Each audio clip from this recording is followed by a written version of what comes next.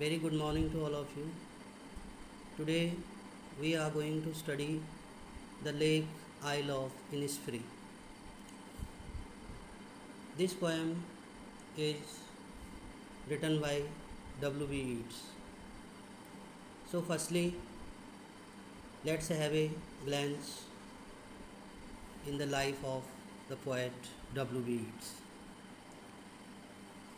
William Butler Yeats was an Irish dramatist and poet.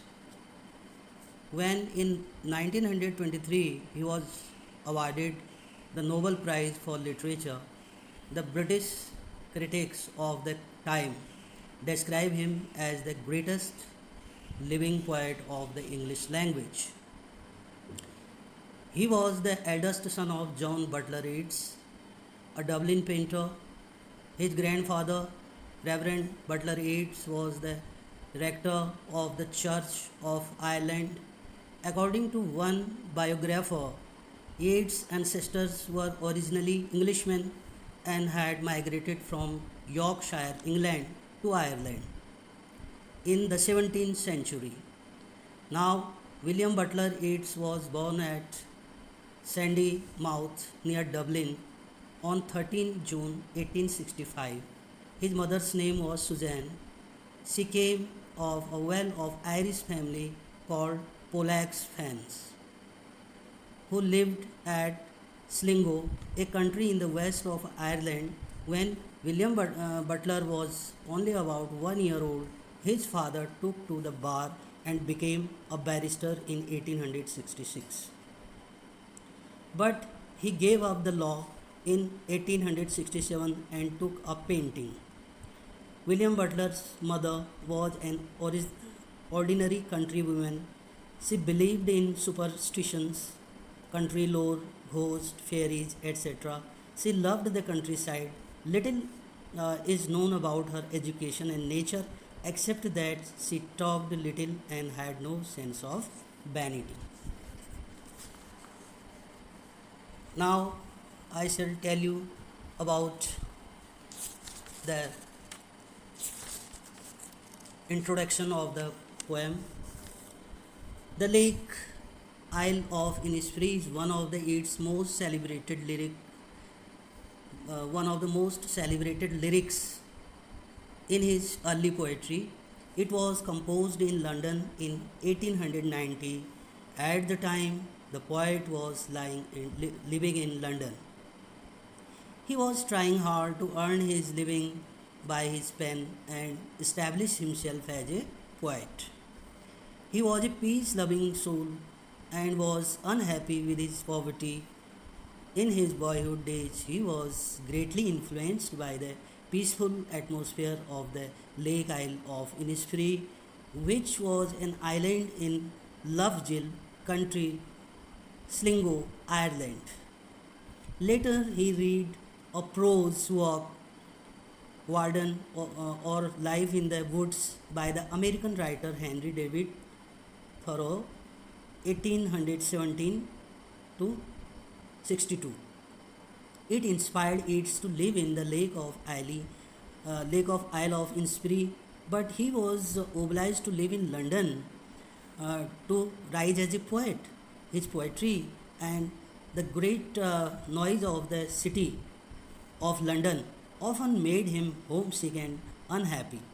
One evening, a fountain in a shop window reminded him of the Lovegill Lake.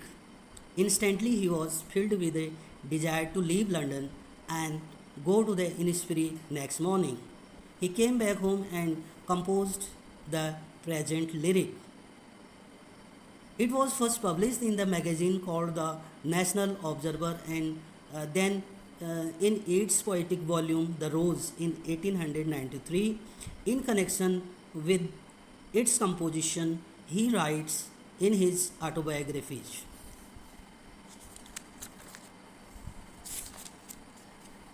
So, now I shall tell you the substance of this lyric poem, Lake Isle of Innisfree. What is the substance? The poet is fed up with the difficult, competitive, and uneasy life in noisy London. He is also uh, he is also very homesick. So here he expresses his determination to leave London and go to the Lake Isle of Innisfree. The isle is situated in Lovejoy Lake in his home country Sligo Island. On an open grassy spot in the island, he will erect himself a cottage of wattles and with plaster it with clay.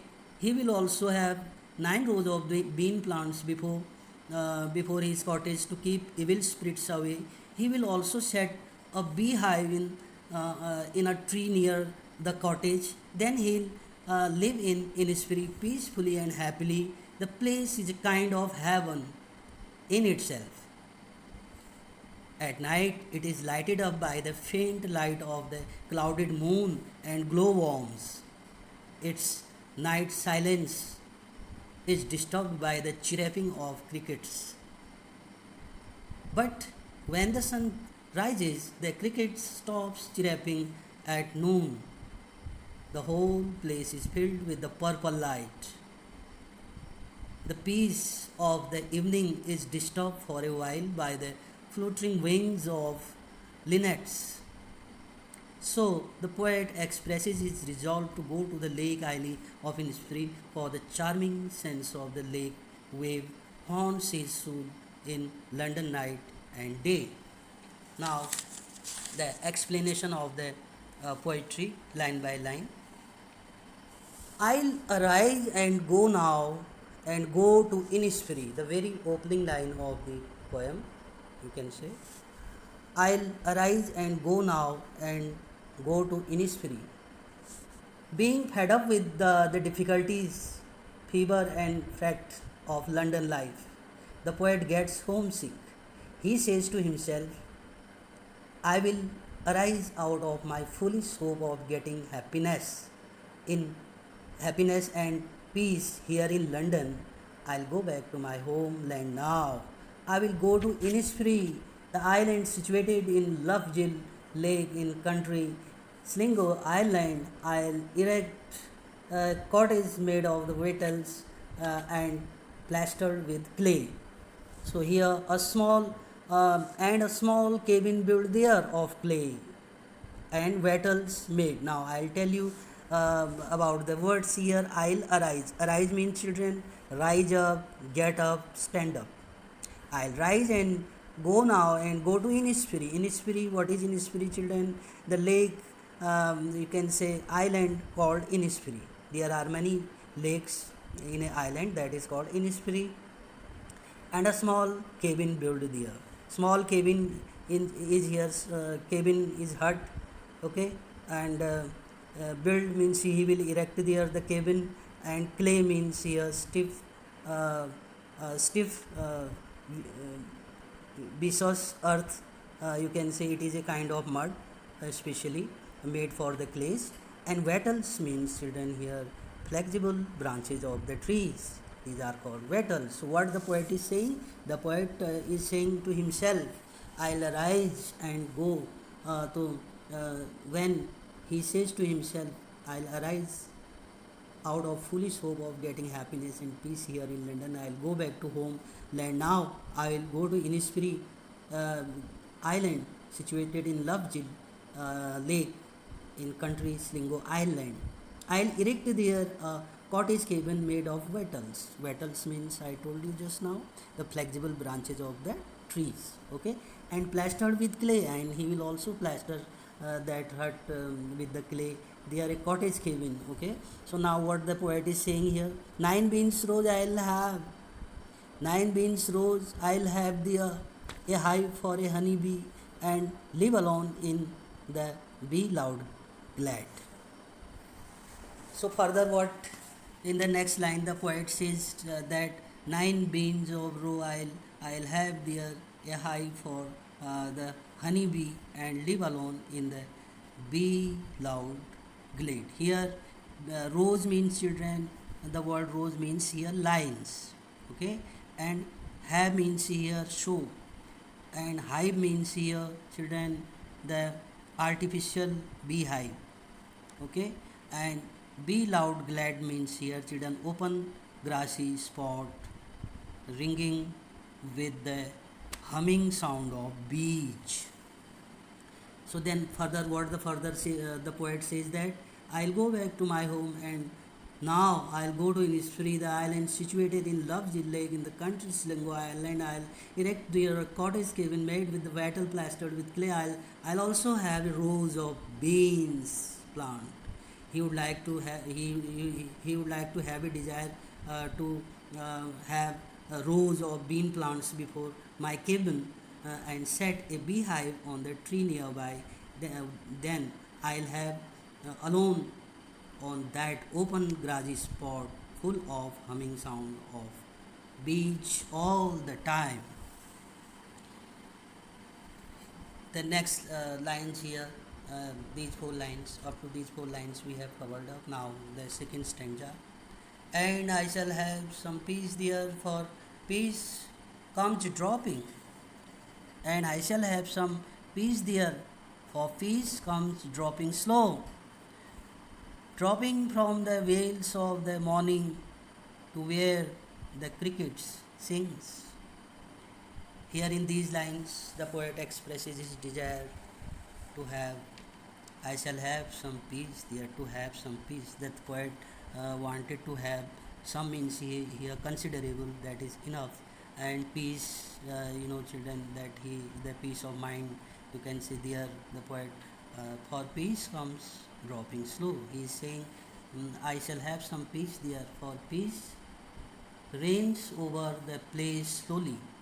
The poet says softly here, it it it reigns from the veils of the goddesses of morning called Ora, and descend on the ground of the Innisfree, where the cricket sings all the night, dropping from the veils of the morning to where the crickets sing. Here some, and here the word, the veils of the morning indicates that the golden veils of the goddess of morning. And the word to where is to the grass covered ground where. Okay, to the grass covered ground where. Okay, crickets means here the word grasshopper. It is known in our language as a kidda like, and that is grasshopper.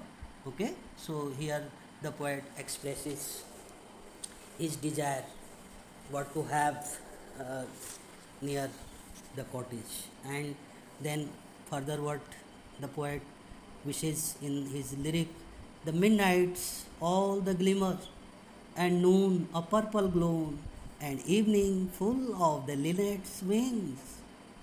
Here the word midnight word here refer to the midnight is a glimmer. Glimmer, the word glimmer refer a light up with a faint light, that is called glimmering or flickering light. Okay, so the poet wishes to have there a light up with the faint light of glowworms and the clouded moon. Okay, the purple glow, what is the purple glow, children? The purple glow is the purple light. Okay, and the evening of the wings here, you can say, children, the sound of the linnets fluttering wings. The linnets are the birds, and their fluttering sound of the bird's wing is that is referred here the sound.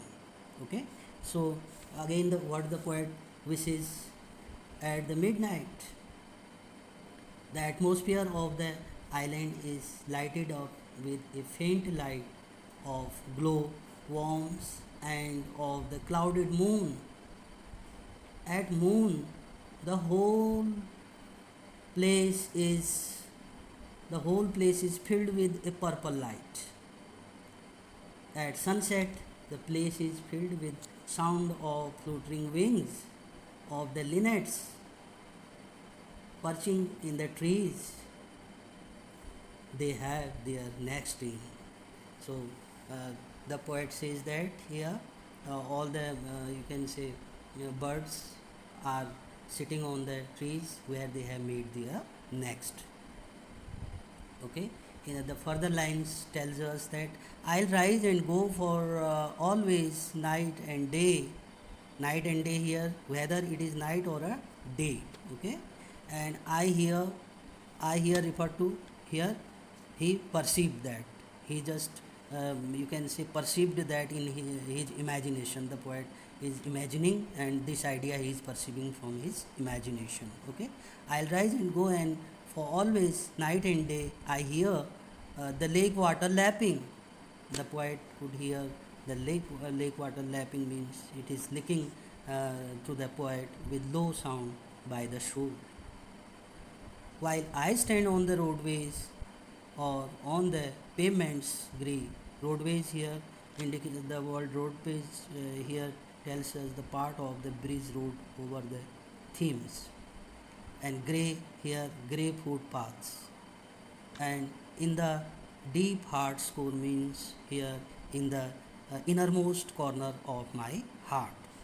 The poet further says that now I'll get up now I'll get out of my foolish dream of getting peace in London and go to the lake of Isle of Innisfree for in day as well as night. I'll always hear the lake water beating softly against the rocks lying by the shore, whether I stand on the roadways or on the grey footpath. I'll always hear the noise of the lake wave in the innermost part of my heart. So, in this poem, the poet is expressing his desire to have to go to the lake Isle of Innisfree while he was fed up with the city life of London.